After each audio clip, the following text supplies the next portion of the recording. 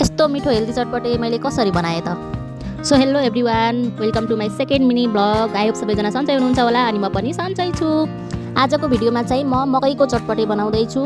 मकैको चटपटे चाहिँ कसरी बन्छ होला सोचिराख्नु भयो होला। यो भिडियो पुरै हेर्नु होला अनि हजुरहरूले थाहा पाइहाल्नुहुन्छ। मैले चाहिँ आफूलाई चाहिने जति मकैलाई उसिने, लगभग 4 सिटी 5 सिटी लाग्दासम्म चाहिँ उसिने। त्यसपछि चाहिँ मसँग चना पनि थियो अनि त्यो चनालाई पनि मैले एकछिन बोइल गर्न राखिदिएँ। 10 मिनट जति चना बोइल गर्न राखिसकेपछि चाहिँ मैले यता साइडतिर चाहिँ प्याज, टमाटर अनि पछि धनियाँ, खुर्सानी आफूसँग जे छ आफूलाई मनपर्ने कुराहरू काटेर चाहिँ राखेँ। यदि तपाईहरू पनि यसरी बनाउन चाहनुहुन्छ भनेपछि चाहिँ यस्तो मिठो हुन्छ, बनाउन सक्नुहुन्छ। किनकि अहिले सिजनमा चाहिँ मकै जहाँ पनि पाइन्छ अनि पछि आफूलाई मनपर्ने कुराहरू राखेर चाहिँ यो एकदम इजी आइडिया छ।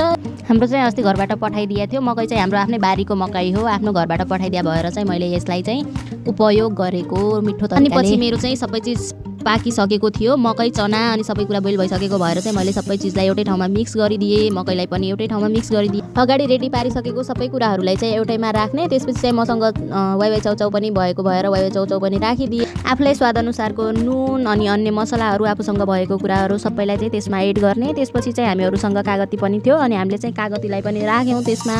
अनि पछि त्यो सबै कुराहरू राखिसकेपछि एकदम राम्रोसँग मिक्स गरिदियौँ। त्यसपछि चाहिँ खानको लागि रेडी भयो। Thank you for watching guys. Thank you so much for today. Thank you so much.